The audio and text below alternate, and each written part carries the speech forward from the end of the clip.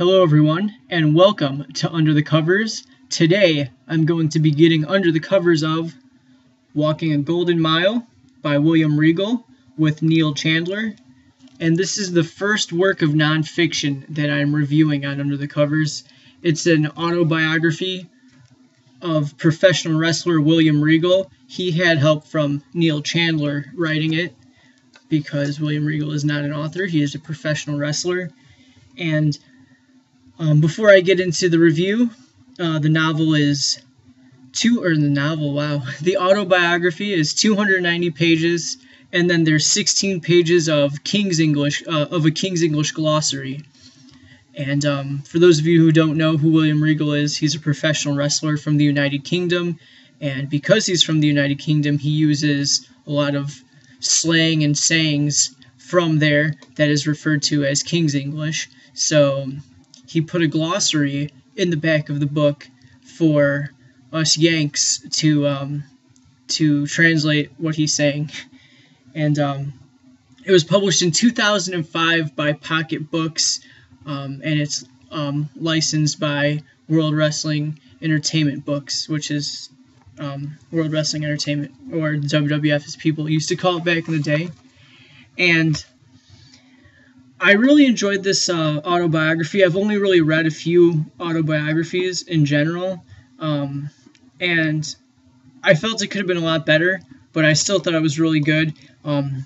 William Regal is very honest about his life, his drug abuse and steroid addiction that plagues not all, but a lot of professional wrestlers, especially from the 80s and 90s. And it's very informative, and it's also very well written, and it's very conversational, and I think his use of King's English helps that be conversational, because it's like listening to him talk as you read it. And it's also very informative as far as wrestling in other countries and what it's like to wrestle there. And William Regal has wrestled all over the world. He's wrestled in America, United Kingdom, and Germany, in France, and Japan, Australia, you name it, he's wrestled there.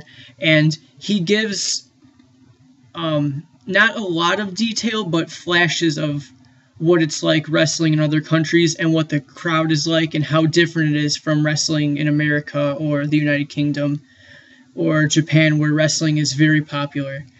And the one thing, though, is William Regal has a very long, detailed career, but he glosses over a lot of things. But he does tell a lot of interesting stories.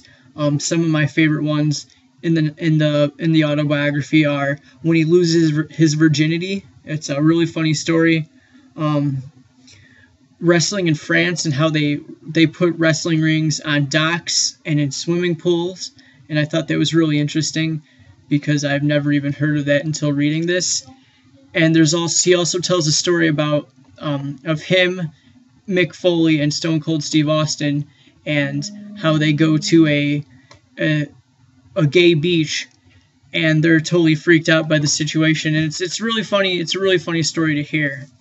He also talks a lot about, and very honestly and very truthful about his drug and alcohol and steroid addiction, and he also had a serious heart condition that almost cost him his wrestling career, and he talks a lot about battling that and using that to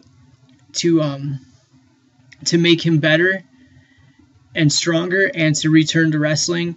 And he also, I think a lot of young wrestlers can read that and take a lot from that and realize that, steroids and drugs might help you get stronger and overcome pain, but in the long run, it does have serious effects on your body, and it can hurt you. And I think Regal really puts that, uses his addiction as a way to help younger wrestlers, or not just wrestlers, but people in general, to not make the same mistakes he did. Some of the things I didn't like about Walking a Golden Mile is he glances over a lot of stuff in his career. I mean, he has, I want to say, a 20-year career at least, and there's a lot of stuff he glances over, and I think he could have added to this a lot more.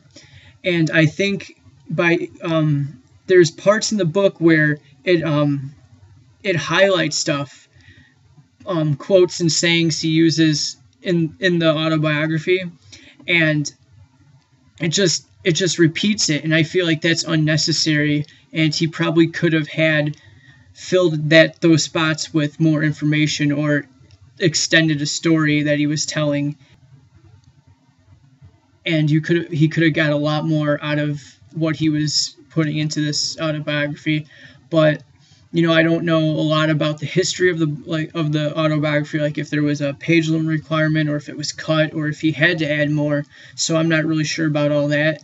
Another thing is sometimes King's English can be confusing to Americans who are not familiar with it. Luckily, I know quite a bit of King's English just from studying English literature and liking English television like Doctor Who and Sherlock and older shows like that.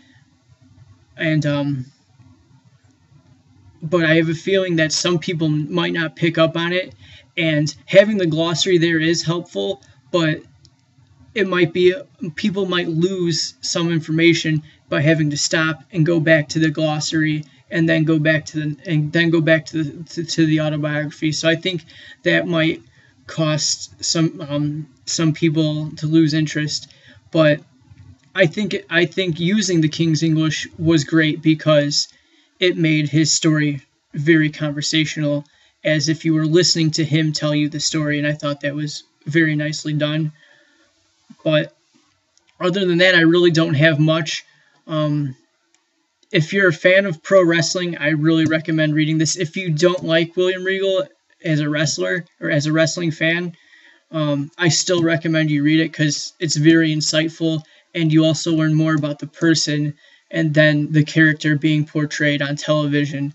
And I think that also helps with people identifying with the character. And I recommend it for people who don't even like wrestling. It's very interesting. He doesn't give away too much of the world of wrestling, but he gives away just enough to get people to pull you into his story. And I think that was very, very good. Time for the review, or for the rating. I give Walking a Golden Mile by William Regal with Neil Chandler a 4 out of 5 stars. Other than my only reasoning it wouldn't be a 5-star is that there's a lot of repetition, and I also felt like he could have put a lot more into it. But other than that, I thought it was great. So thanks for tuning in. Like or add comments in the comment section. Let me know what you think, if you've read it, if you like it, or if you don't like it. I'm really interested in hearing what everyone thinks about it. It's the first nonfiction book I've done on Under the Covers. If you want me to review more nonfiction, more autobiographies, more like maybe textbook style books, let me know. I'm really open to reading a lot of different things. I actually have a book list for 2013, and I have a few more nonfiction books in there to hopefully review eventually. So with that said, thanks for tuning in. Later.